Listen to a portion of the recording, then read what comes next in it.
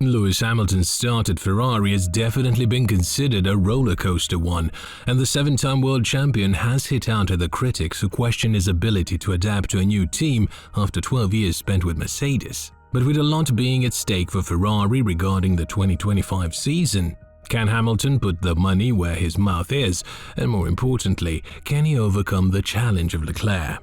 There is no doubt that Hamilton's tenure with Ferrari has kicked off in a rocky fashion, with the highlight being Hamilton scoring a pole position and a sprint race win on Saturday's action in Shanghai. However, the fact that the car has changed so much in one day has gone on to show that either the team learned nothing from the sprint race or that the drivers have a very hard time adapting to changes made regarding the long-term pace of the SF25. Nevertheless, the majority of the comments were aimed towards Hamilton because whether we like it or not, he will always be at the center of these critics due to his popularity and the expectations being set sky high from day one. Even though both Hamilton and Vasseur warned that there will be a certain period of time in which Lewis would have to learn the behavior of the car, this is Ferrari we're talking about. Negative comments regarding negative performance will always be present, and Lewis wasn't very happy to deal with such type of energy after just 2 races with Ferrari. When talking to the media regarding the people who question his form and whether or not he has what it takes in order to be a winner with Ferrari, Hamilton said, "It is just that we live in such a strange time in the world. People just love to be negative at any opportunity, even with the smallest things. They will just be negative about it. That is just the difficult times we're living in. I see certain individuals, and again I don't read the news but I see bits here and there, see people that I've admired for years just talking out of turn. Clearly some of them are really just making uneducated guesses of what is going on."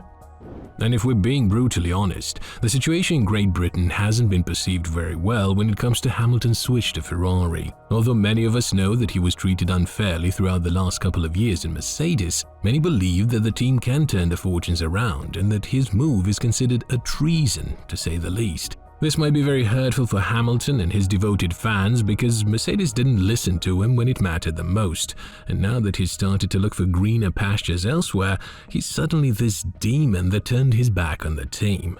Be that as it may, the show must go on, and the circus has now moved to Maranello. There is no doubt that Hamilton has shown great progress in Ferrari, and even though many expected that there would be a huge gap between him and Leclerc in the first couple of races, it seems like they're very close in both one-lap performance and race pace simulations. The 7-time world champion had to let Leclerc ahead, something that he offered as a strategy, but the media spun it in the way of Hamilton being ordered to do so and having to say something negative about it. Vasseur had a lot to say regarding this matter, because his driver was portrayed in a very negative light when all he did was care about the team's strategy, but everything seems to be part of the hating agenda towards Hamilton.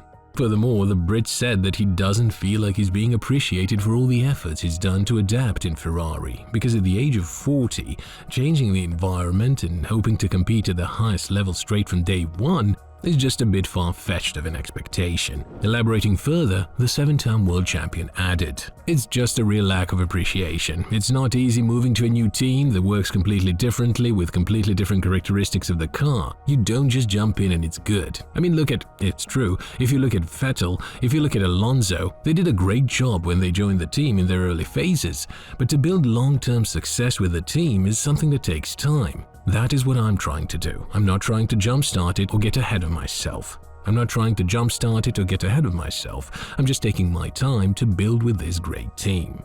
But then again, I must remind you of a very important fact. This is Ferrari we're talking about. The fans want nothing less than a championship in both categories, and even though that seems like a distant goal after the first 2 races, the season is very long. There are tons of upgrades that would make the SF25's competitiveness something to worry about if you are their rival, but on the other hand, they have seemingly fallen behind Mercedes in terms of pure pace. Of course, it's a bit hard to judge after 2 race weekends, but the nature of the tracks couldn't be more different if you compare Australia and Shanghai.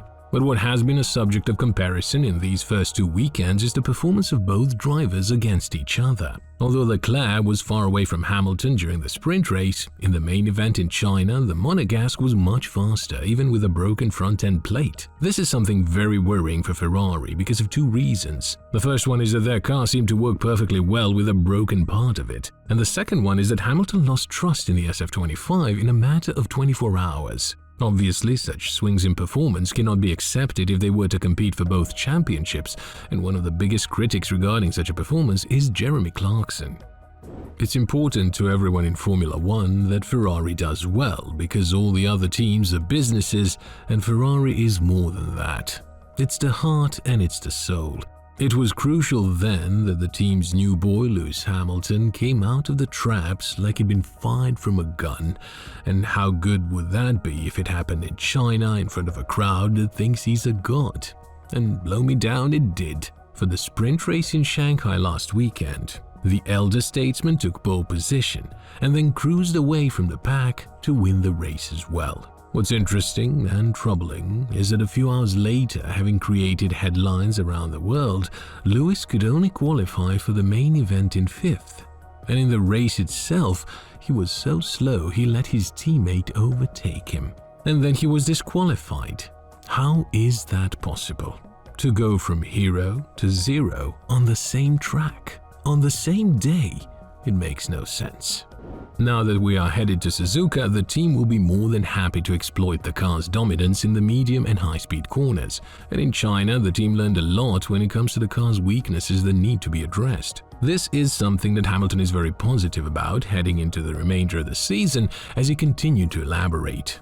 There is so much potential in this team, but for us to be at the second race already and have that experience is massive. China is a track I've gone well on for many years, so you have to take that a little bit. But in general, I've been feeling really good in the car. And as I'm learning more of where the car likes to be set up for a track like this, for example, when I get to another track like the last one, I think I have a better understanding of where to put it. The situation is likely going to change in the following period, and we cannot always expect Ferrari to perform poorly like they did in Melbourne in China. Truth be told, the Chinese GP is one they would love to forget as quickly as possible because of the blunders that they've made with the legality of the cars. And while we're expecting a miracle to happen, it seems like the team will take it step by step and learn as much as they can before the first upgrade hits in Bahrain. For Suzuka, Ferrari has no plans to introduce any package whatsoever, as they've postponed the new floor that is supposed to be mounted in Bahrain, aiming at improving the overall performance of the car, rather than fixing any particular issues. With all this in mind, what do you think about the critiques that have been thrown towards Hamilton? And more importantly, do you think that the 7-time world champion still has it in himself to be the next champion of Ferrari? Let us know in the comments below, and once you do that, make sure to click on the video that appears on your screen right now.